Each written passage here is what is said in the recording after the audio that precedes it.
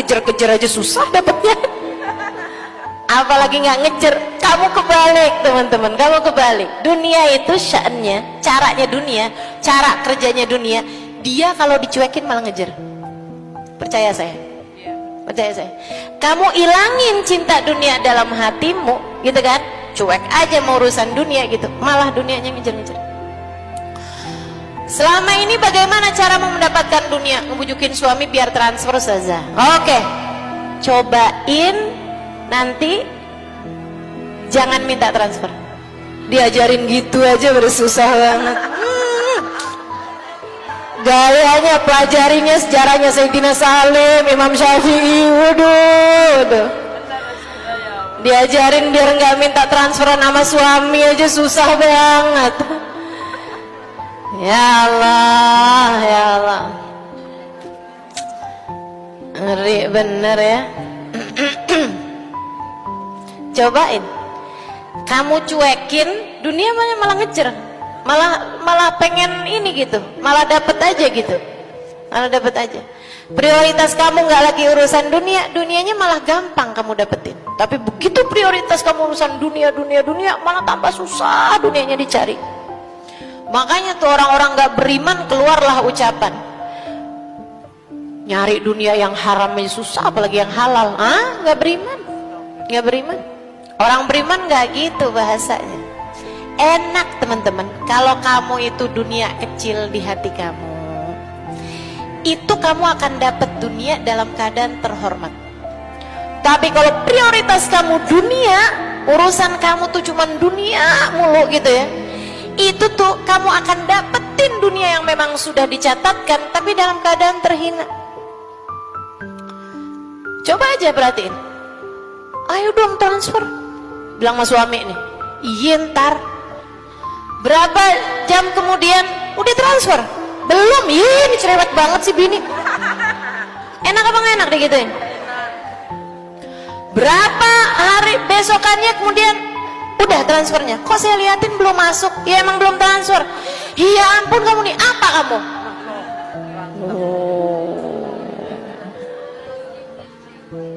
Jadi istri tuh kan gak enak, diomelin kamu yang ada. Tapi kalau misalnya kamu cuek aja gitu, cuek aja gitu kan ya, biasa-biasa aja gitu. Emang waktunya transfer, tapi ya udahlah biarin aja gitu. Ustazah nanti kita nggak bisa makan dong, nanti kita kelaparan. Itu otakmu itu loh, otakmu itu loh. Sedih saya, ngaji udah berapa tahun kagak ngerti-ngerti. Tuh, ngaji yang nggak tahu dah. Itu dihitung pakai jari tangan, jari kaki gitu ya, pakai hitungan tasbih udah lebih nih semuanya. Ngajinya udah berapa kali, berapa puluh, berapa ratus kali teman-teman saya sekalian. Cara berpikirmu itu lah nggak berubah-berubah. Ustazah suami itu kalau nggak diminta Ustazah dia nggak ngasih. Kalau dia nggak ngasih gimana ceritanya sih mau belanja? Tuh otak kamu tuh. Para ulama bilang, andai kamu nggak tahu rezeki kamu ada di mana, kamu nggak tahu alamat rezekimu, tenang aja, rezekimu tahu alamatmu. Rezekimu tahu alamatmu, nggak akan tertukar sebutir gandum yang telah ditetapkan jadi rezekinya siapa. Nggak akan tertukar. Hubab Nur bilang, beras itu udah ketulis di situ satu butirnya, per butirnya dia sudah tertulis di situ akan jadi rezekinya siapa. Nggak akan ada yang tertukar teman-teman sekalian. Tidak akan ada yang tertukar. Nggak usah khawatir urusan itu. Nggak usah khawatir urusan itu. Terus kamu bilang, tapi nanti kalau kelaparan bagaimana Ustazah? Kamu pikir kamu akan dikasih ujian sebesar itu? Nggak ada, nggak ada, nggak ada. Allah tahu kemampuanmu teman-teman. Allah tahu keimananmu. Sampai dibikin kelaparan 2 hari, 3 hari. Itu ujian Sayyidah Fatimah Zahra. Itu ujian Nabi Muhammad. Itu ujiannya para wali. Ujiannya kita sih palingan cuman timbangan belum sarapan gitu. Sampai jam 9 pagi itu aja kamu ngerasanya kayak geliengan. Nah itu ujian kamu tuh, ujian kita kamu pikir sampai dikasih nggak makan 2 hari gitu, nggak makan sehari, nggak ada ceritanya.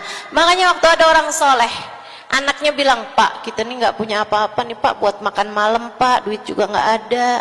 Kayaknya kita bakalan kelaparan sepanjang malam ini ya nak. Ya Pak, kata anaknya nih.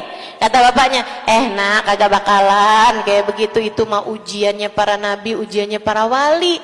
Orang kayak kita mah nggak bakalan dikasih ujian segitu gede. Kamu jangan kegeeran.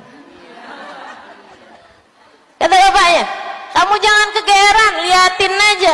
Nggak lama beneran ada yang ketok pintu. Tanyain, Pak, nih ada yang lagi bikin kenduri.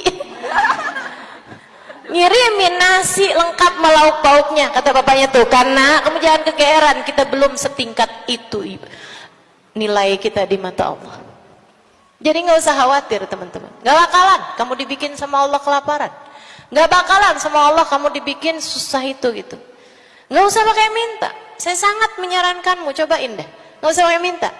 Nanti juga transfer sendiri kok dia, kalau memang rezekimu dari dia. Atau kalau enggak, alangkah sangat terhormatnya ketika Allah jadikan rezekimu dari arah yang tidak disangka-sangka. Kayak gitu emang kok.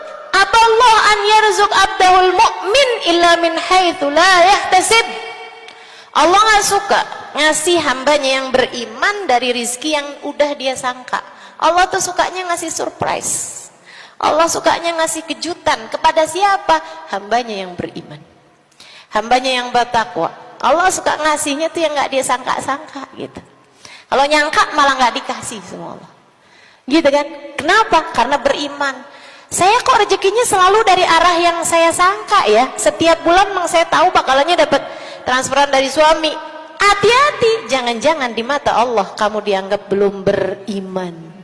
Sebab aballan yarzuq abdahul mu'min illa min haitsu la yahtasib. Hanya kepada hamba Allah yang sudah beriman, Allah tidak suka memberinya rizki selain dari arah yang tidak dia sangka-sangka. Allah sukanya ngasihnya dari arah yang tidak disangka-sangka.